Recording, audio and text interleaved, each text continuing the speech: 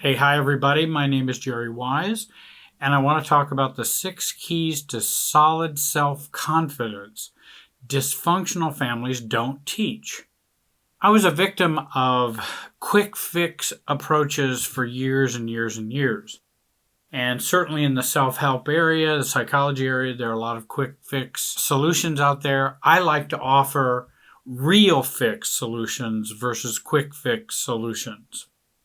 One of the things I know about living or growing up in a dysfunctional family, living dysfunctionally, is we live too quickly, it overwhelms us, and we are overwhelmed in terms of the processing of our emotions and our thoughts. So we can begin to change those patterns. And one thing we were not taught, you can't have self-confidence if you don't have a real self.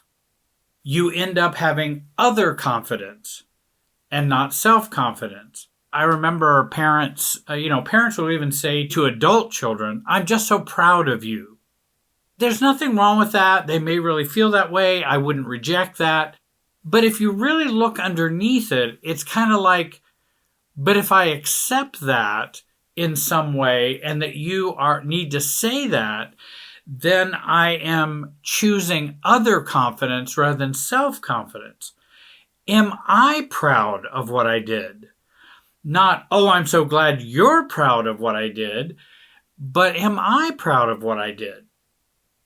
And it's kind of a carryover from parenting, where I just think you did such a wonderful job.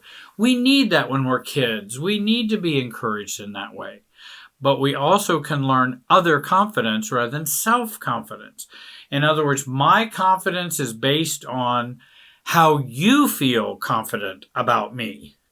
And this is why I put so much emphasis on self-differentiation and building a solid self.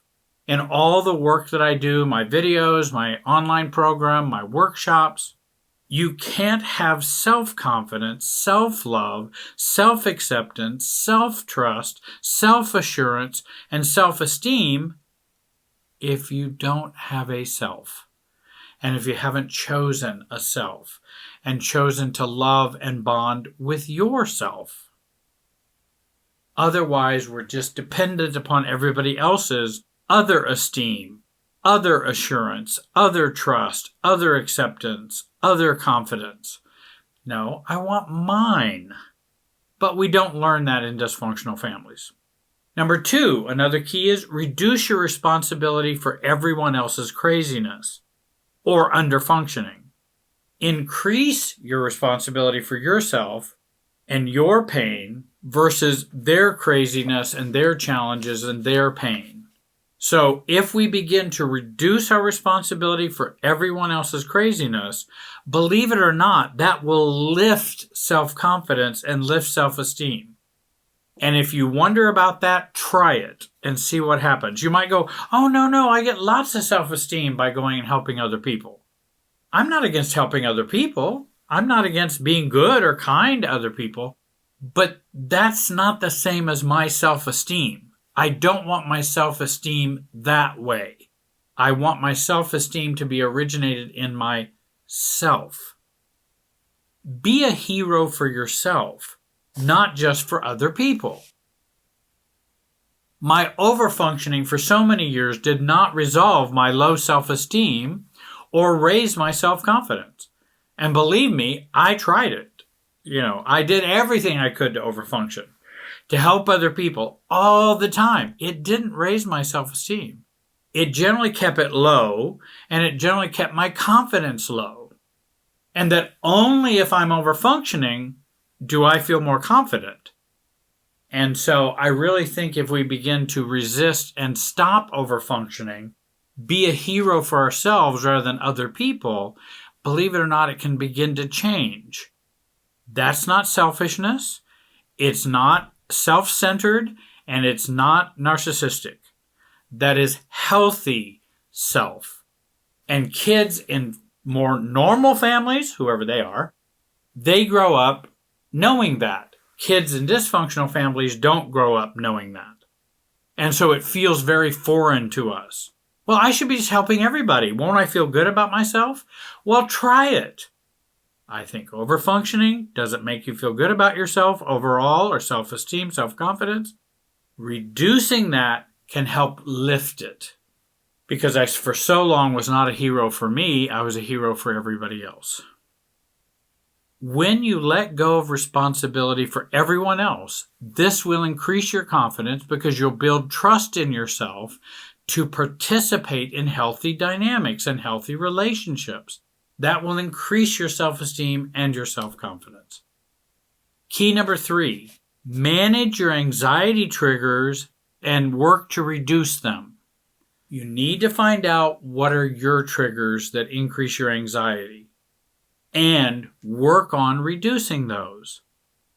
Now, how would managing my anxiety make me feel more confident? Anxiety robs self-confidence. Reactivity robs self-confidence. Family of origin chronic anxiety keeps us on our knees and does not free us to stand up emotionally. Anxiety gets us into lots of trouble. Reactivity, conflicts, polarization, maturity detours, and more. If we learn anxiety management strategies, such as that I teach in my online program, which I would recommend you take a look at, it's listed below in the description. There's also a training down there that's for free, 84 minutes. It's all yours. Might be of help to you. And often our inner adult was stifled growing up in our families. And that's how we get all this anxiety. We're just operating out of this very wounded, scared, upset inner child. And that's who's kind of driving the boat or driving the car. And we actually want the inner child in the passenger seat and thinking considered adult in the driver's seat. I would recommend reading Everything Isn't Terrible by Kathleen Smith. I really think that could help with anxiety. And again, if you go deeper into my program, Your New Road to Self, I think you'll find modules that talk about anxiety, reducing anxiety, and where I share 45 years of my experience with you. I think it will save you many hours of pain or therapy or self-work or reading self-help books. And check out the links below. Key 4, troubleshoot before you ask for help. Is that Jerry saying, well, tell everybody don't ask for help? Because a lot of times we have a hard time asking for help. And I had a hard time asking for help, that was for sure. But I want to learn to troubleshoot before I ask to help. That can increase my self-confidence. Just like I had a difficulty with my garbage disposal. It wasn't going around. I'm not really a home guy that knows how to fix all those things. I don't think really my dad was either. Didn't really learn those kind of things. And so I didn't know what to do. So I thought, maybe I could learn to find out what I could do with this. Should I call my handyman, have him come over? Because I'm sure he could fix it in no time. But then I wouldn't have learned anything. And then I found out what you needed to do, what tool you needed, how you needed to loosen the blade down there. I had no idea. I thought you just reset it and it should just go. Well, not if it's stuck, but I'm not a handyman. So I increase my self-confidence by going, no, I can work. I can figure that out. Now, I don't expect to do that if someone needs me to do a heart surgery for them. I don't know how to do that. I probably shouldn't go figure that out and then just give it a try. But there are many things I could do before I ask for help. Because I am not without resources. I'm not without Google. I'm not without looking it up on YouTube, and so we have lots of things available to us. And I think a lot of people are going to YouTube and the internet to find answers that we never had that opportunity before. If you didn't go see a therapist or didn't hear it at your church or didn't read a psychology book, then it was just hard to find information. I remember one heart surgeon who is well known and a superb heart surgeon had difficulties with some depression and self-esteem and self-confidence. Now, this is a man who could save lives every day, but that didn't affect his self-esteem. And then he had a plumbing problem. Now, here I was talking about my garbage disposal, but he had a plumbing problem in the kitchen. And he learned how to fix that.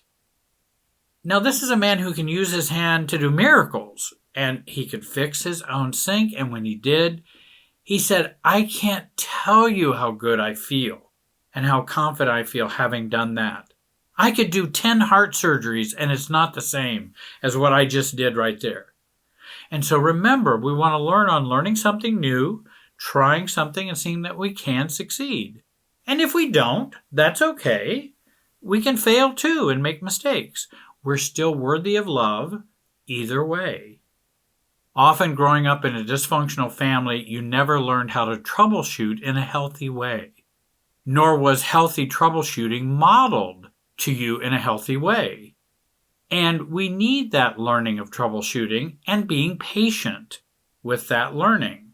And many times families who were dysfunctional just were impatient. If you couldn't do it on the first try, then you're stupid. And just get out of the way, let me do it. Or let me just show you and tell you how to do it. I don't want to waste time. Well, it doesn't help us to gain and grow in our confidence if we lived under that regime. Key number 5, focus and practice on how you can and will respond when you feel insecure, threatened, or experience low self-confidence. These practices will raise your self-confidence. And again, all I suggest is try these and see what happens.